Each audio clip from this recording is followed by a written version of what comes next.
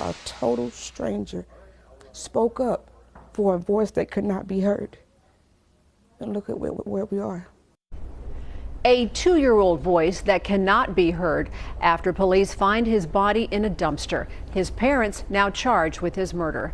Thanks for joining us here at 6 o'clock. I'm Denise Valdez. I'm Brian Loftus. It is a case our 8 News Now investigators reported first. Now they're digging into possible missed opportunities to help.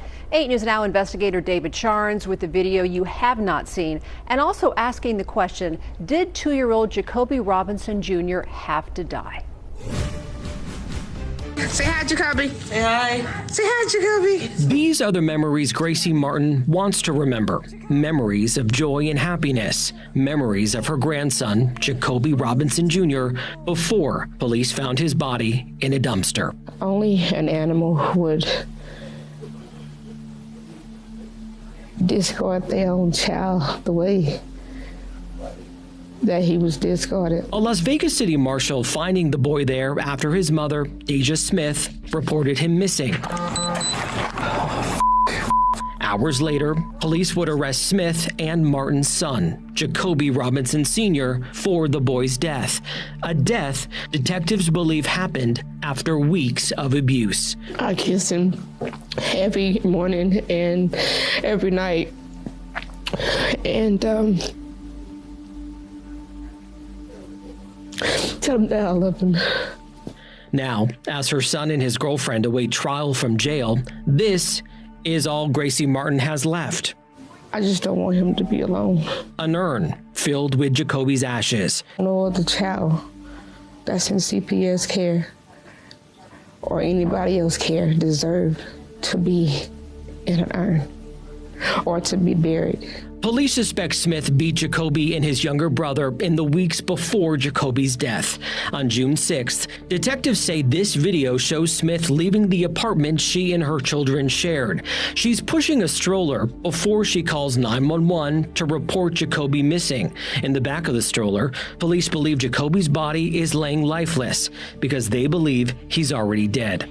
Minutes later, another camera catches Smith pushing the stroller toward a dumpster. Then, the sound of metal hitting metal. Smith walks back into frame with 2 children, not 3. In all, Martin says her son and Smith have 5 children together. 2 children born before Jacoby now live in Texas. It's just been history and just years of abuse that CPS, whether it was in Texas, Nevada, Oklahoma, known that she has been known for to abuse her kids because she got them taken before. Clark County Family Services declined to comment on that history. This case and Jacoby's death, all citing state law. The only record that is public is this child fatality report, filed with the state, matching Jacoby's date of birth and his date of death. It says the department received a report in 2022 about neglect, leading the state to remove the children, then Jacoby and his younger brother, from their mother's care. On April 1st, 2 months before Jacoby was put in the dumpster, Smith, deemed a, quote, appropriate caregiver, was reunited with her children. Now Jacoby, his younger brother, and a baby. There's a lady that is beating a baby. He has to be, if he's 2, I'm surprised. On May 25th, 7 weeks after regaining custody of her 3 children. And she's physically hitting the child? Yep, he fell under the stroller. He's walking on the side. He fell under the stroller. A driver calls 911, reporting a woman, later identified as Smith, hitting Jacoby's brother while near a bus stop. The one that she's beating the most is the one in the red T-shirt. Video the 8 News Now investigators obtained shows Metro Police responding to that call. Deja Smith telling the officer the child, the one in the red shirt, just 22 months old, fell in the street. My kids are beating up to you? I just got them back from foster care. Everything's fine. Is it? Yes. I just got my kids back 2 weeks ago. Got them back from where? CPS. That would have been the thing. Got them back from where? Photos the 8 News Now investigators obtained show Jacoby and his brother in foster care before they were returned to their mother's custody. They're smiling and happy.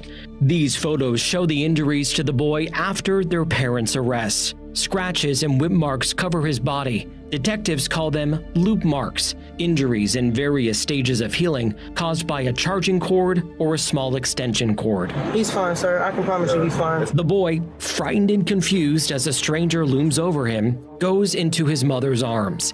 It's something the officer notes when he's back in his cruiser and he's talking with another officer about what to do next. And then he went at hours too. It's gonna be a negative 424. The notes from that call show the officer wrote no signs of 424.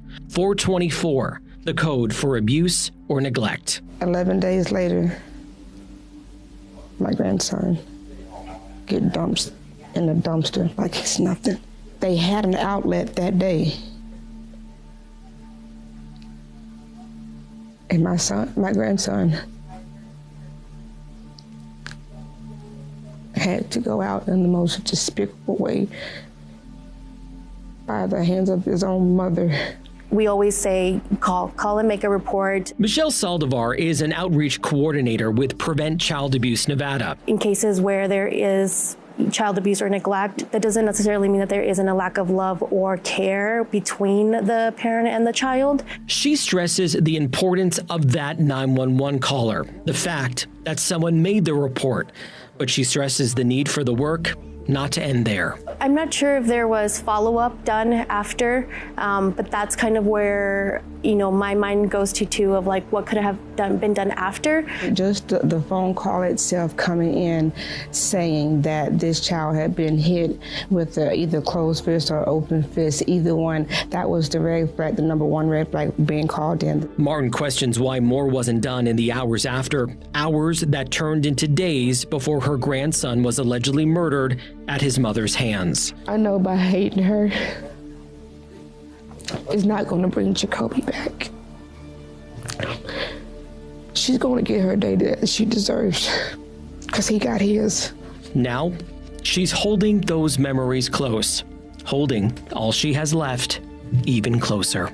If he didn't mean anything to her, he meant something to me. And to do him like that and to see him in that dumpster, that's something I'd never be able to get out of my head again. We asked both the county and police about whether anyone made a report or investigated in the days after that 911 call. We didn't receive any responses. Gracie Martin, Jacoby's grandmother, says she doesn't know if her son, Jacoby's father, was even aware of the abuse and believes the agency that gave Deja Smith custody is to blame. She also says she's going to be a grandmother again because Smith is pregnant in jail with her 6th child. I'm David Sharns, 8 News Now. Jacoby Robinson Sr. previously telling the 8 News Now investigators from jail that he was trying to come up with a plan to leave with his kids. He also told us he didn't know about the severity of the abuse. Smith has declined our interview request. Both parents have pleaded not guilty, and a trial is scheduled for next summer.